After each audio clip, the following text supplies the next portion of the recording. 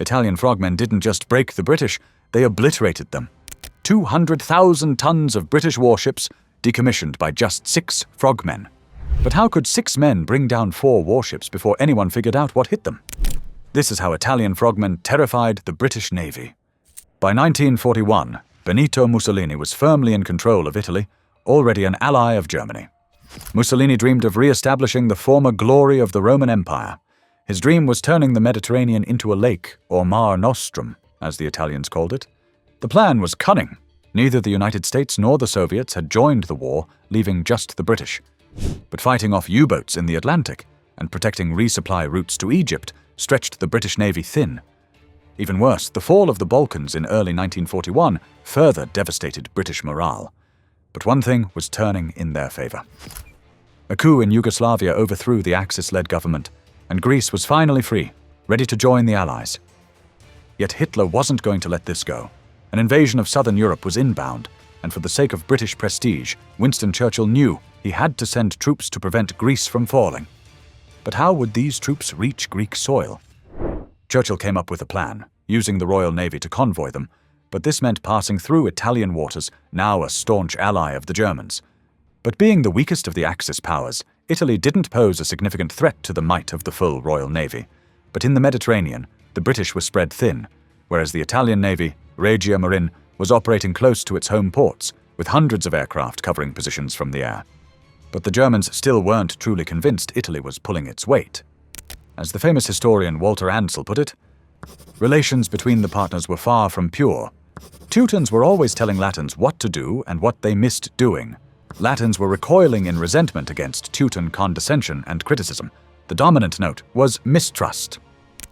Reluctantly, the Italians agreed to attack, using the battleship Vittorio Veneto, 6 heavy cruisers, and 17 destroyers, all with the goal of stemming the British advance on Greece. On the British side were the battleships Barham and Valiant and Warspite, 7 light cruisers, 17 destroyers, yet its most formidable weapon was also deployed in the aircraft carrier Formidable. It turned into devastation for the Italian Navy, losing 3 heavy cruisers, 2 destroyers, with 1 more destroyer and a battleship damaged. It was clear the Italian Navy couldn't defeat the British in open combat, so they needed something new, a ruse that could catch the British Navy off guard. Midway through 1941, the British Navy was operating with impunity in the Mediterranean. Yet the Regia Marina was down, but not completely defeated. Knowing the value of Egypt to the British, especially in setting up a North African base, the Italian Navy came up with a plan. Instead of directly engaging the British fleet, they realized that more covert operations would be needed. However, the Enigma code had already been cracked, meaning British intelligence could listen to every plan or scheme the Italians came up with. Suspecting an attack on Alexandria, where the HMS Valiant and Queen Elizabeth were stationed, torpedo nets were strung, followed by reconnaissance missions, with the only thing the British Navy spotted was the Decima Flottiglia Mass, a flotilla of Italian Navy vessels that didn't pose any immediate threat to the British. However, hidden beneath the water was a weapon, one the British knew about, but couldn't defend. And on December 2nd, 1941, a few months following the devastating defeat at the Battle of Cape Matapan, Italy would exact its revenge. Led by Lieutenant Junio Valerio Borghese, the submarine Scire set sail from the naval base of La Spezia. Aboard the vessel, 3 human torpedoes, or Maiali, which means pigs in Italian. Its destination was Alexandria, a 1,409-mile journey through British patrols. But before reaching hostile territory, it had to make a quick stop.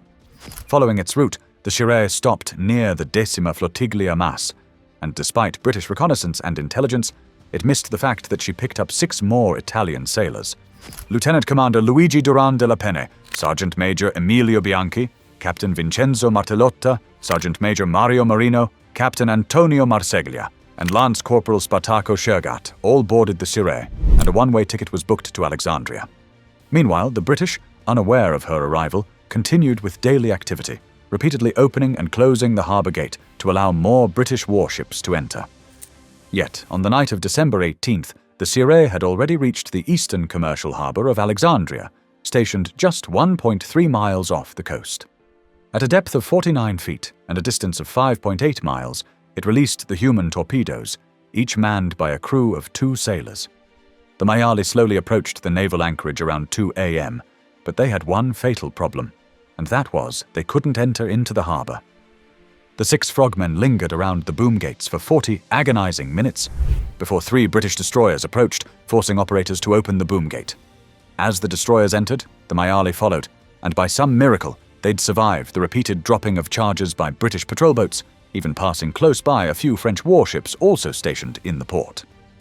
As they moved deeper into the harbor, their second obstacle was the torpedo nets, which were surprisingly easy for the frogmen to get through.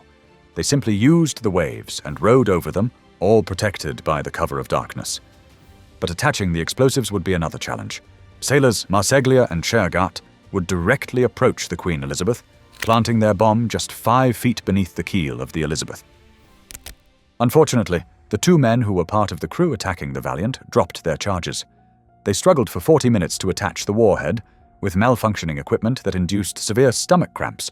Finally, they attached it but had to surface, setting off a searchlight, which was met with intense machine gun fire.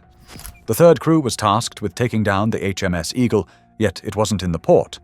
The Eagle had just set sail for the Indian Ocean, meaning that no aircraft carrier was around.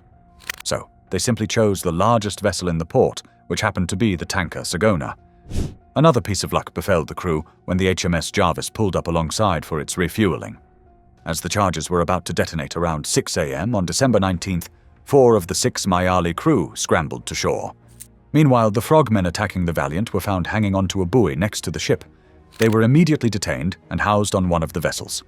Following one man informing the captain that the ship would blow up, they were moved, and just 15 minutes later, around 6:04 a.m., the first explosions rang out. 6 frogmen had done in one evening what the Italian Navy failed at for months. They blew up the HMS Queen Elizabeth, HMS Valiant, Sagona oil tanker, and HMS Jervis in one fatal blow. A move that would leave the ports of Alexandria defenseless for months, with only the Royal Air Force patrolling. As for the crew members, 2 of them were already detained, and the other 4 tried to reach the submarine Zafiro, which would have met them off Rosetta. They reached shore, passing through various checkpoints by pretending to be French sailors. However, just 48 hours later, Egyptian patrols at a different checkpoint identified the men, and they were taken into custody.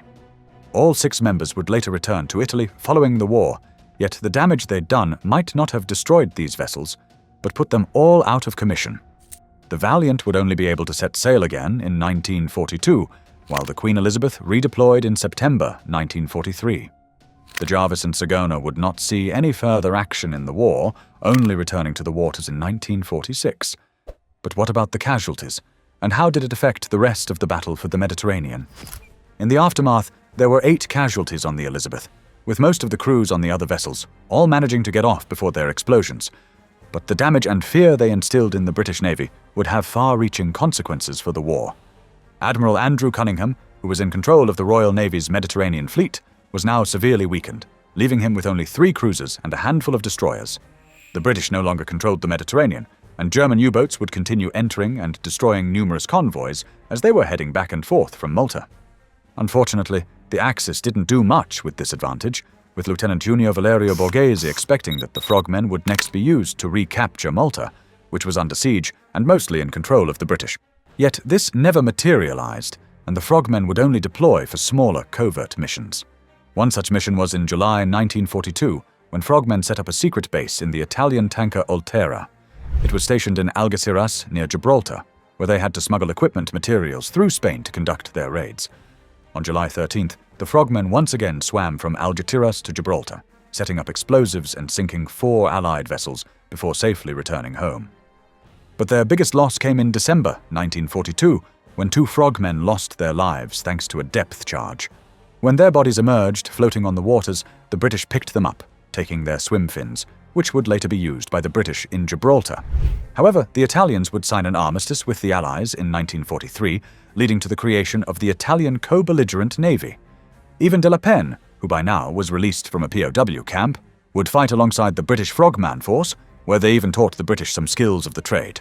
One of their most notorious missions would be in severely damaging the new Italian aircraft carrier, the Aquila. Yet, it didn't manage to fully sink the vessel, only taking it out of action for the duration of the war. On both sides of the war, frogmen proved vital. Even before the D-Day landings, Allied frogmen were deployed to scour the beaches and check for any German defenses. Yet, following the Nazi surrender in 1945, the idea of frogmen slowly disappeared into more conventional combat roles.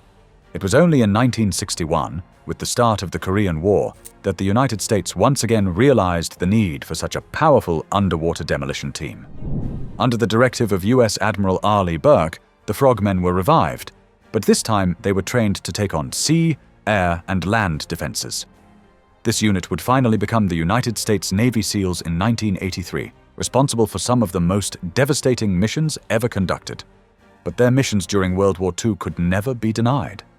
Thanks to their covert nature, they psychologically tortured the Allies, yet nowhere near as much as the Soviet night witches, who rise to power just a few months later.